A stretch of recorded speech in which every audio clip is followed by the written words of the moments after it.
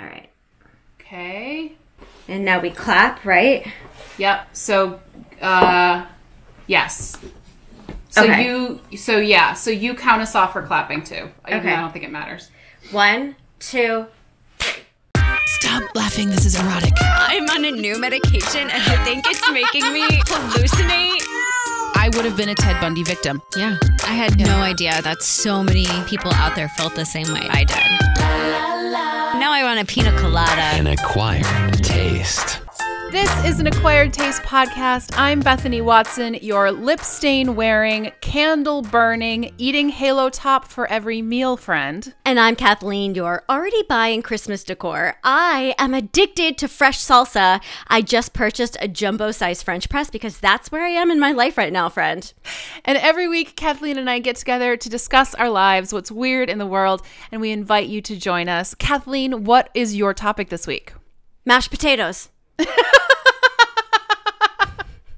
No, so I've been thinking about mashed potatoes a lot lately. There's a backstory behind it. I will tell you that backstory when we get to my section. But the other day, my husband was like, "Can I borrow your phone? I need to look something up." I was like, "Sure." So I handed my phone over to him, and he used my Google, and he's like, "I'm not looking at what you're Googling, but I have to ask you a question."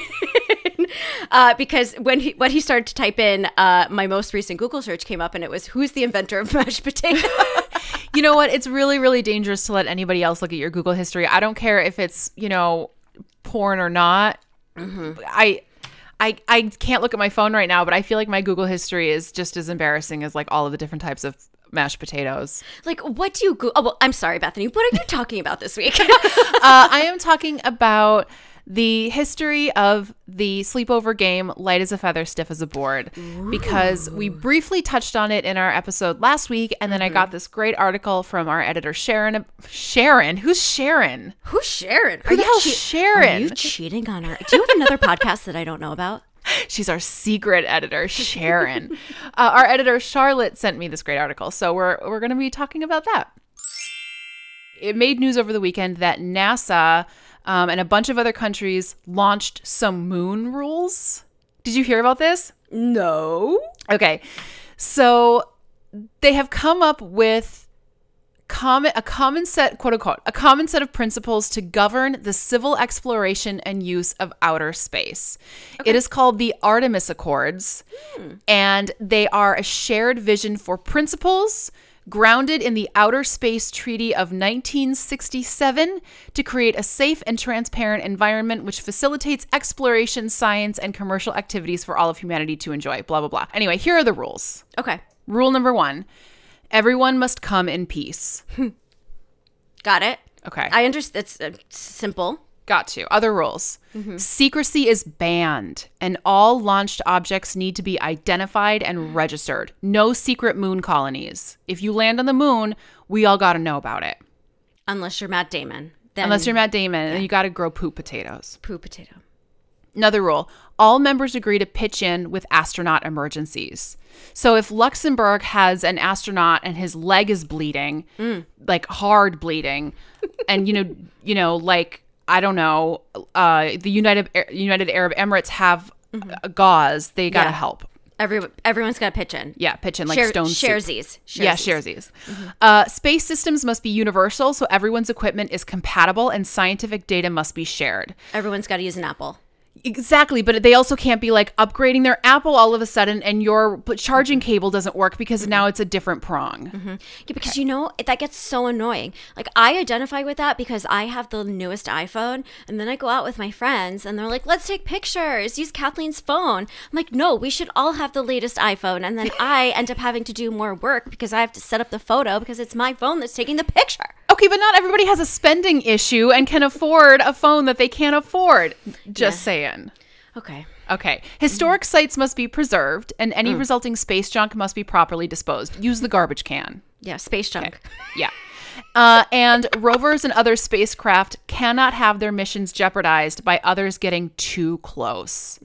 So if we go to the moon and we're like, we want to investigate the soil in a 10-mile radius of our camp, we can't have Luxembourg like sneaking in the dark of night and like, setting up camp within 9 miles. Sneaking in the dark of night. I don't know why that popped in my head. So anyway, so those are the moon rules. I like it that we have to have like pool rules, but for the moon.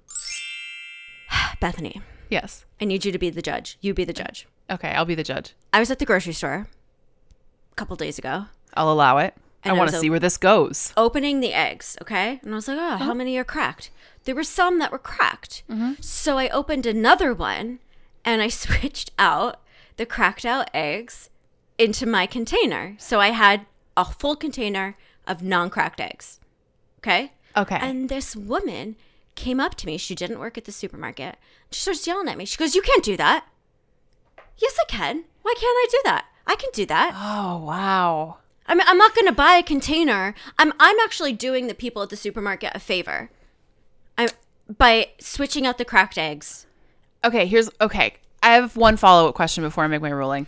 Okay. Did the container that you took uncracked eggs from, did it have any other cracked eggs in it? Sure did.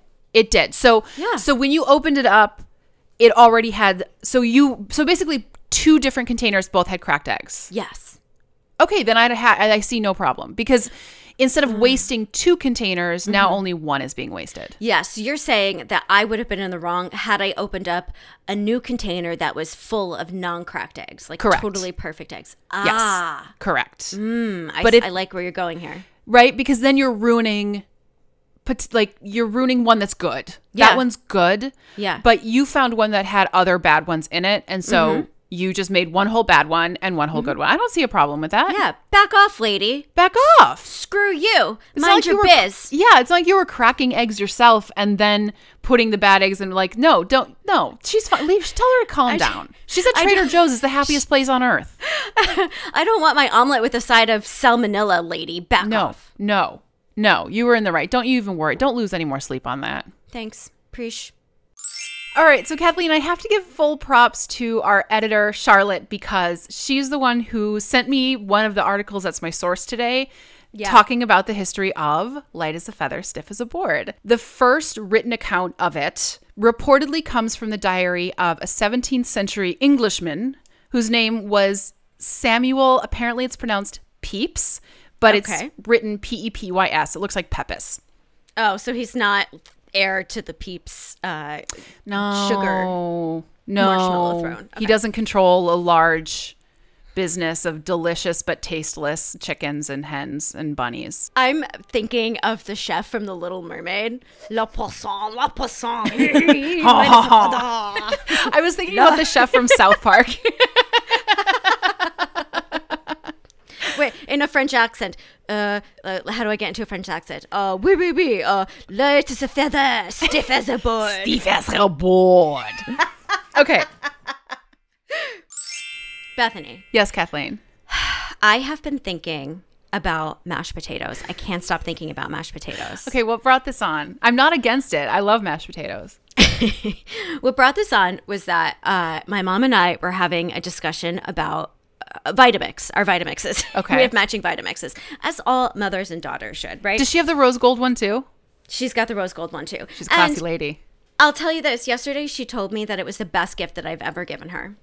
That's so nice. And so I'm like, I'm going to do a mashed potato bar. So I was like, oh, man, think about all the toppings you could have in a mashed potato bar. Oh, my God. Multiple different kinds of mashed potatoes, like sweet potato mashed potatoes and your regular mashed potatoes, and then like melted butter, sour cream, Cheese. onions, chives. Oh, gratin. Broccoli, Bacon. taco meat. So it got me thinking about potatoes. Where did potatoes come from? The ground. No, so originally potatoes were first found in Peru. Shut up. Peru. As far back as 8,000 BC. Here's a fun fact to bring to your next date or Zoom hangout or whatever. Americans on average consume 110 pounds of potatoes every single year. Each. potato skins were originally known as potato jackets, and that is the dang cutest thing that I've ever heard in my whole life. Are you picturing a zipper? I'm picturing Like a little zipper. Like a Mr. Potato, like a little Mr. Potato zipper. Yeah, like he's a little zipper, and you like take it off, and you're just like he's white underneath and chilly. Okay, so should we start with a scary story then? Sure, but like Bethany, we're on a date right now. You got to sauce me up right before you get into the meat and potatoes. Sorry, I'm not good at this. Hosting a podcast. I don't know. Okay. Before we get to our scary stories and why our taste buds are voting this week, I have a question for you. Yeah. When was the last time you checked in with yourself? Ooh. Like in what way? Well, I'm thinking that I need to start doing every single month a mid-month check-in. Does that make sense? Does that make sense? I mean, yeah. What are you checking in regarding? You know, Just like mental health. How life is going, how I'm feeling. Do you know Glennon Doyle, the author, writer Glennon Doyle? We've talked about her before on this podcast. Yeah. I was listening to her latest book last night, Untamed by Glennon Doyle. And she has this concept of a touch tree, which is like every time you start to lose yourself, you go back to whatever item or idea or place it is that anchors you, and that is your touch tree, and you check in with yourself. Like, do you have something like that in your life? Stop laughing. This is erotic. I'm on a new medication and I think it's making me hallucinate. I would have been a Ted Bundy victim. Yeah. I had no idea that so many people out there felt the same way I did.